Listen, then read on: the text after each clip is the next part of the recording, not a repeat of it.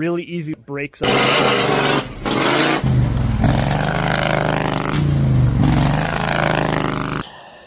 Perfect.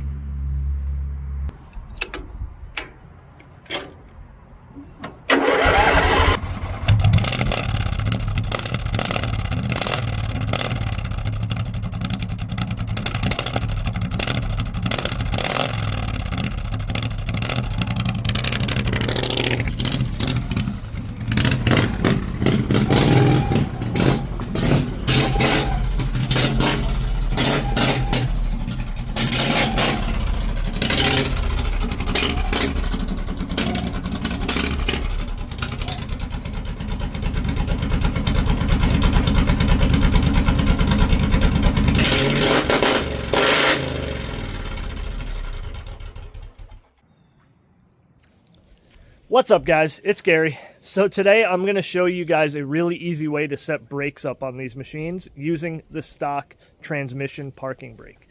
And then I'm going to show you a couple other options, things that you can do to get a little bit better brakes on these. And we'll also talk about the clutch mechanism, how that works, and just generally discuss the durability and reliability of these transaxle systems. So let's take a look at what we're working on in the garage. So I pulled the hot rod tractor in here to do a little bit of brake work, and I might have said it in the last video that there is brakes on this, and you could see it has these mechanical drums. So let's just start there. That is something that you can do with these, is basically use go-kart brakes. They have 3/4 inch axles, or you know, the 820 has 1 inch axles, and you can get it for either one, but there's an adapter on that axle to run that go-kart drum brake, and it's on both sides. So we got dual mechanical drum brakes, and it is built pretty much all out of mower parts and junk and, you know, other kind of stuff that I had laying around. So this is actually the lever that would have raised and lowered the mower deck, and then there are other bits and bobs and pieces and stuff like that going to it. So the problem is it does not work. This setup doesn't work at all. I don't know exactly why. I do want to refine it. I do want to try to figure it out in the future, but something with the geometry, I ran into a few issues. Like when I first did it, the bracket was actually flexing instead of it actually breaking. But you know, you can see that it appears to do a thing. It just does not actually slow the vehicle down, and basically doesn't even hold it on a hill. So that is junk. But maybe it's some inspiration for you guys. Maybe it'll give you some ideas, and we will try to get that working properly in the future. But what we're going to be messing with right now is that guy right down there. So that little tiny disc brake is the parking brake for the transaxle. Almost all of these style transaxles have that on there. And it goes to, I don't know if it's the main shaft or the secondary shaft. It goes into the transmission, and it's using gear reduction as well. So it has more of an advantage than you would think. Just even though it's so small, it actually has a bit of an advantage, and you can lock the wheels up with it if it's adjusted properly. Problem is, they don't last very long. They have little tiny discs on them, or I should say little tiny pads that really, I don't know what they're made of, but they do not last. You've got to constantly adjust them. But what I'm going to show you is how you're going to take that and make that your brakes. And let's, though, first take a look at a couple of the other options you have. So just to take a look at this real quick, this was my friend's machine that he built a few years ago, and he's actually got hydraulic brakes on this. So right on the shifter, hydraulic master. It's actually off of a small four-wheeler. It needs to be bled. It's been sitting for a while. And kind of just like I have the mechanical drum brakes, it's got an adapter going to that axle with a proper hydraulic disc brake off of a small four-wheeler. And I drove this thing once and it did work, but I didn't really test it. He said it only worked marginally well. Probably also the fact that it's only got one, you know, if it had two, it'd probably be a little bit more effective. Then we got this guy here, which again, kind of like what we're going to do on the one inside. This is just using the original transmission brake. I have not driven this as it is yet, so I don't know how good it's going to be, but this has a totally different transaxle too. This is a Peerless 2300 series garden tractor transaxle. So it's actually a 3-speed H pattern, and that's really what's cool about it. You know, it's got a proper H pattern shifter setup, and it's also high and low range. The high and low range shifter's not there right now, but check out the brake setup. So this one, we got all our pedals hanging out right inside here, and there is your middle pedal, the brake. Go into that mechanical rod linkage. That guy runs right onto the back to the mechanical disc brake. Again, that's the parking brake. And we also added this return spring, which would not normally be there. There is you can see there's a small return, like spiral return spring actually on the brake that's there, but that's not enough. So that I have yet to test. I know that it worked pretty well just when I was not going very fast, but I haven't had a chance to test it with the pedal setup yet. You can also see that the disc brake on this transaxle is much larger than it is on the other transaxle. And in case you're wondering how that brake works, here's one off of the machine, off of something else, and you can see those two sort of dowels that are in there. So there would be a pad, there'd be a backing plate and a pad the size of that square that slightly protrudes out, and then as this turns, it just cams those two little dowels, cams them and pushes pressure on the pad. And then on the other side of the disc, on the transaxle, there's another square just like this and another pad. So there's two pads, one on either side. But all the pressure just comes from this side. Now the heavy-duty Peerless 820 actually has a much larger brake on it. And I've not actually had one operational with brakes. The one that I have with the 820 doesn't have brakes at all. I still got to set that up. But the disc for that 820 is much larger. I'll set it near this Peerless MST206 and you can see the difference. So there you go, for comparison's sake. That is a Peerless 820 transaxle brake next to a Peerless 206, MST206. So certainly potential for that one to work much better. Now, can I swap this onto this transaxle? I don't know, actually. No, I don't believe so. I think the spline, I think the shaft is much different. I think it's much larger on this. Not to mention, you know, clearance issues, and you'd have to custom make the caliper to mount to it and everything. But we're not going to worry about that. What we're going to do is we're going to use that brake, and I'm going to show you exactly how easy this is. Alright, so this guy here is actually what I used to have on that mechanical brake, and the problem is when I went and actually extended the rear of this, it ended up being way too far back for it to be operational. So I did just start cutting it up to see what I could do with it. You kind of could disregard that this exists, because really what we're just going to be doing, what you guys are going to do, is make something that bolts on to that. You could weld it to that, you could bolt it to that. There is a hole there, and what that hole is where the linkage would go. So normally on these mowers, you got a clutch and the clutch brake, so it's all in one pedal typically. Some of them are separate pedals. Usually it's, I think, like John Deere's or something like that, but for the most part, most of these have a clutch brake, and you want to get rid of that linkage. It's basically you push your clutch all the way down, and once you get to the bottom of the clutch travel, it pushes the parking brake, and then you have your little thing you flick up to hold the parking brake. But you don't want that linkage still going there, because you don't want to be shifting it, driving it aggressively using the clutch, and then have it hit the parking brake every time you're trying to shift it. So you just take that off and do something else. And what we're going to do is just put a mechanical lever to work our brake. And the problem with this right now is that it ends up like way back here when we operate it. So I'm going to cut this up and see if we can't make it be somewhere more in the vicinity where we can use it. And then we'll try it. We'll test it out and drive it.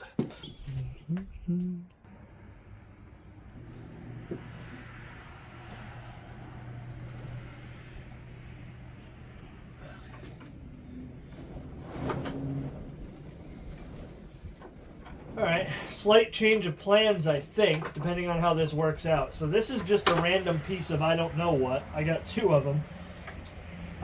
When I went and I went and collected a bunch of junk from a farm a while back, and there's a video of that on the channel. Go back and watch that, because you know what? The best thing you guys can do for my channel is go back and watch the old videos if you haven't seen them yet. Anyway, get back on track here.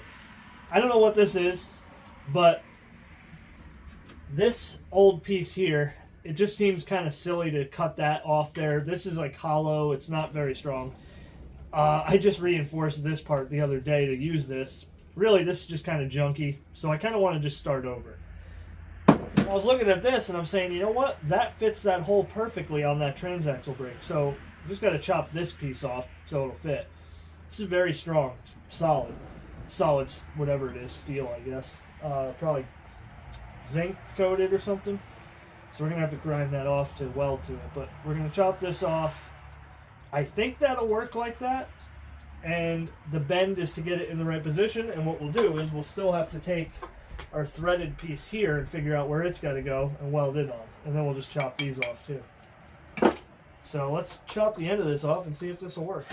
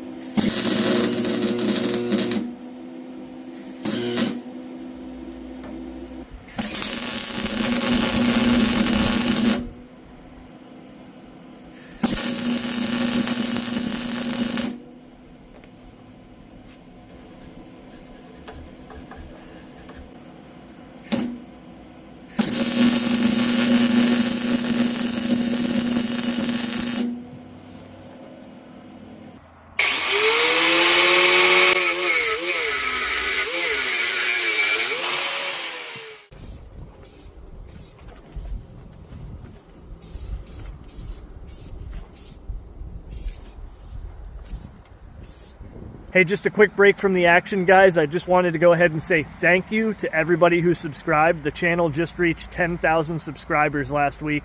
I think I'm at like 10,600 something now, and you know, I have you guys to thank, and especially some of you guys who have been there since really like the beginning. So anybody who's not subscribed, go ahead and subscribe and go back and watch some of the old videos. I really do appreciate you guys watching, so back to the action.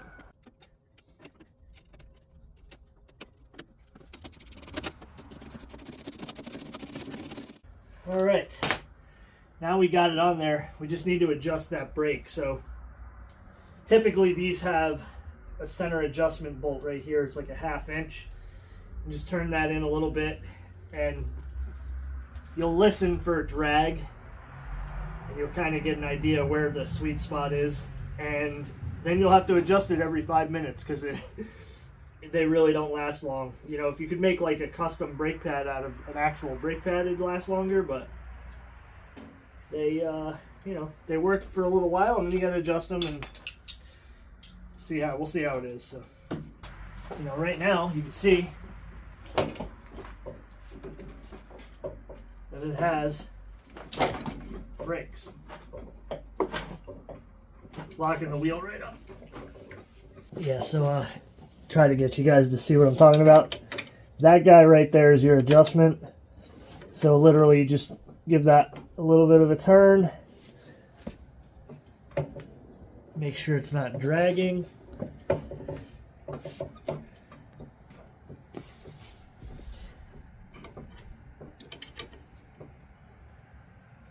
You know, if you adjust it too far, not going to be a problem. It's just going to ruin the brake quicker. There we go.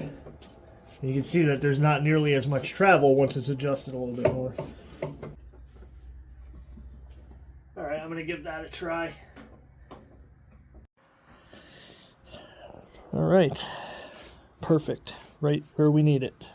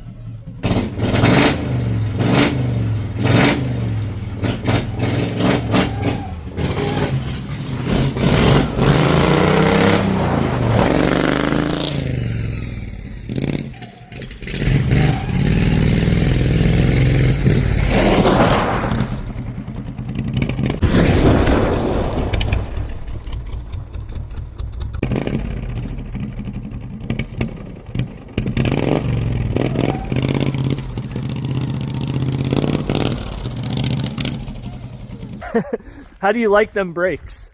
That actually worked way better than I thought. And it's because back when I used to have a setup like that, I never had a good lever. I always had a lever that was like flexing all over the place on me. I would pull on the brake and I'd give it a lot of brake and it would just like bend the bracket that I had going to it. That works beautifully. How long will it last? Well, doing lockups like that, it's going to last longer than actually using it to slow the vehicle down, because of course you're using it to slow it down without locking the wheels. You're burning through the brake pad. You're going to have to adjust it all the time. But as far as just like having a little bit of fun like that, it, you know, works really good. The only problem is that I've always had with that and I want to address is it needs bolstering, because you go sideways and you just want to fly off the thing. It wants to buck you off of it.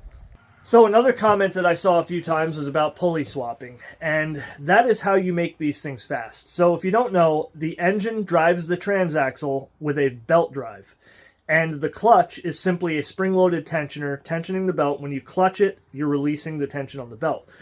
And there is a very, very slow drive ratio, obviously, from factory. So the transaxle will have a very large pulley and the engine a very small pulley.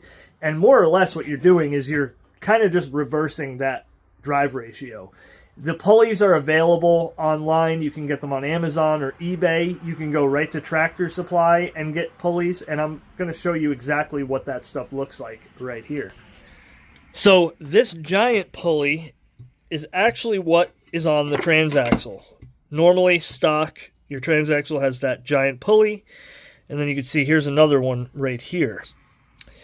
The engine pulley is this guy. This is your stock engine pulley. They usually have, this is a setup for an electronic clutch, so it has a separate piece there. The mechanical mower clutch, I should say, you know, we're talking about the mower clutch. The mechanical mower clutch mowers will have this. A one-piece setup, typically. This being the engine, the transaxle drive, and this being the mower deck drive. As you can see, these are, you know, a couple different varying sizes. Like this one's probably about 3.5 or 4 inches. This one's probably about 5. No, actually, that one, I think this one's about 4 inches, and this one's probably about 3, because this guy here is a 5-inch pulley. And this is a setup that I had made a long, long time ago. The first pulley setup that I did, which was a 5-inch on the engine. So obviously not a huge difference from, let's say, that to that. But the biggest difference is that you're taking your giant transmission pulley and you're putting something like that on there. And what these are Tractor Supply sourced pulley and hubs that you weld together. You can buy pulleys completely as is. I don't know if Tractor Supply has all the different pulleys as is, but you can buy them online as is. You know, you get your different shafts. The engine, most engines have a 1-inch crank. Some engines have a 1 1/8. Most, though, have a 1-inch.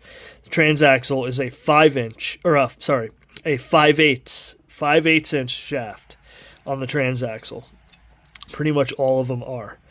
And so you can see this is just a hub and a pulley welded, and that is, I think, a 3-inch or a 3.5, that being a 5. And then in this case, what we did, and this is for that garden tractor that's out there, not how it's set up now, obviously, it's got a different engine on it, but I ended up just taking the original Transaxle pulley and hole sawing out the hub for the engine pulley, because this was a 1 1/8 setup.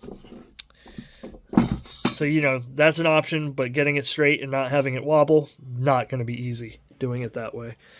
So, you know, you're driving these Transaxles at a way higher RPM than they're meant to be driven. And what about the durability factor? Well, these things can handle a lot. I mean, you'd be really surprised. They're not bulletproof, but they are very, very strong, very durable. And the Peerless 820, the heavier duty one, is almost bulletproof. You know, but they have a couple of disadvantages, like they have a chain drive reverse, which is not considered as strong, you know, for like overdriving them and stuff.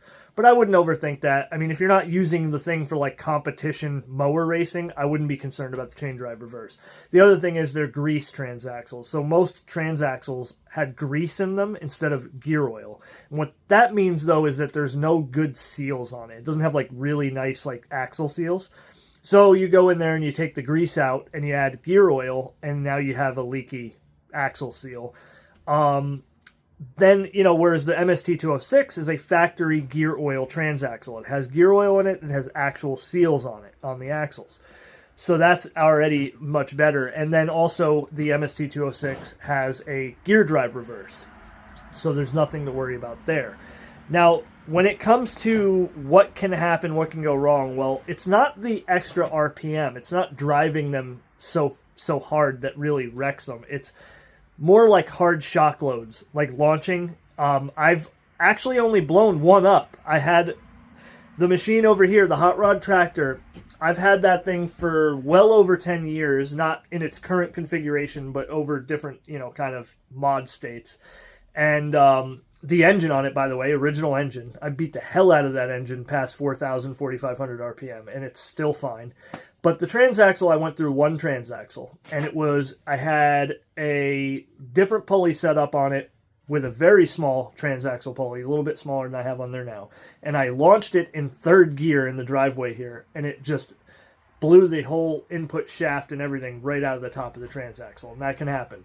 So you got to watch out for shock loads. But on the other hand, I've taken this one and beat the hell out of it and launched it a whole bunch of times in second gear on the driveway, in the grass and stuff like that, and I haven't had any issues. So they are very strong. But as far as the RPM goes, so you know you're already spinning the engine at a faster RPM. It's only governed normally to 3,600. You're going to take the governor off, and if you have any mechanical sympathy, you're still going to only go to like 4,000 to 4,500. It's not going to make power past there anyway. And that means that you are turning that transaxle to some serious RPM, because what you're doing is you're basically completely reversing the ratio from the engine to the transaxle. And the MST206 has a rated input shaft speed of about 1,900 RPM or 2,000 RPM. And when you put, in my case, a 7-inch pulley on the engine and a 3-inch on the transaxle, you now have a 1-to-2, it'd be 2-to-1, but it's basically a 1-to-2 ratio. So for every 1 RPM of the engine, 2 RPM on the 2 turns of the transaxle. So that, you know, transaxle's rated for 2,000 RPM input shaft speed. I'm spinning it over 10,000 RPM. You know, it is what it is. They can take it. Again, it's not the spinning the transaxle to 10,000 RPM that actually kills them. It's like shock loads and stuff like that. But I'll tell you what, there's also something you can do to the Peerless MST206 in particular, and some of the other light-duty transaxles, to actually help with them splitting apart and breaking. Let me show you that. So these transaxles normally have just like self-tapping screws. In fact, that's probably still one right there in the middle. But notice there are bolts and nuts going through this thing. See, bolts and nuts, boltsandnuts.com. And that's a big deal because they normally just have self-tappers, and what happens is that those can come loose very easily. The 2 halves of the case are put together and sealed, and a self-tapper is just going through the aluminum. For one, they loosen up, they back out. And also the aluminum's not that strong, so the threads could pull through. And that is really one of the big things that causes damage to these transaxles, and probably what happened to my other transaxle that I blew up, is that it pushes itself off. You know, it pushes the load that's in there, wants to split the 2 cases in half. You take it, you drill it out, because it's only threaded into the case, but you could drill right through, and you put the nuts and bolts in there, and now you're really holding that thing together. It's not going to come loose at all, and it makes a pretty good difference in the strength and durability, longevity of it. Now, I actually flipped this one up so we can really take a look at the belt system and the clutch and how that all works. So, on this one, I think we have a 7-inch pulley, and it is really just fairly simple. I mean, there's your clutch tensioner right there, and then the belt runs back. And on this one, it has a very small, I think 3-inch pulley on the transmission. And the clutch, which of course is just a regular clutch pedal, stock style. This is all the stock setup, by the way.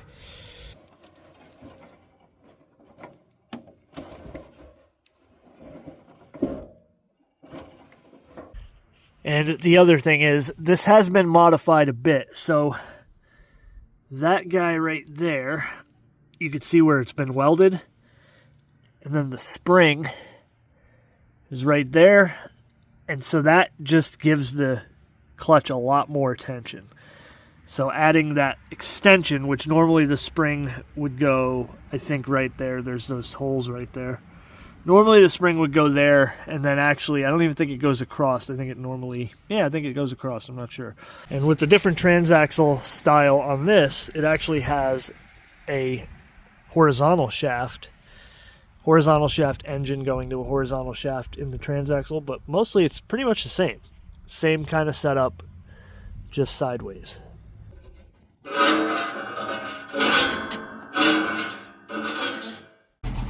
So what do you say we take this thing for another little rip? Something I cut out was that I had an issue where there was actually water in the gas, and I had to take care of that. But it seems like we got it running good now. So let's drive it again.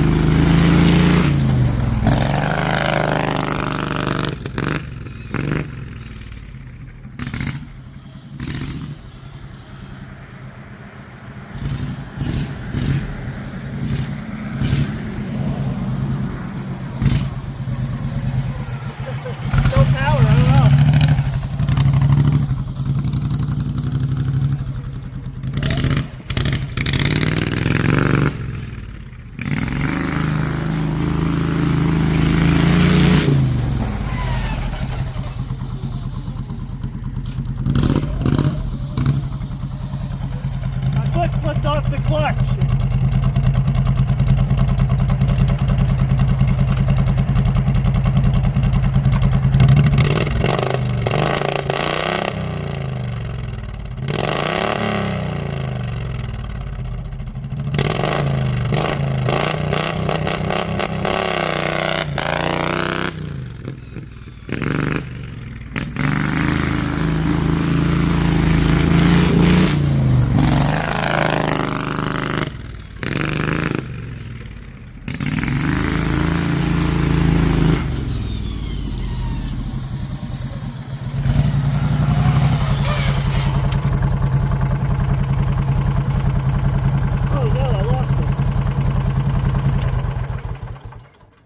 Well, I can tell you what, the adjustment didn't last long.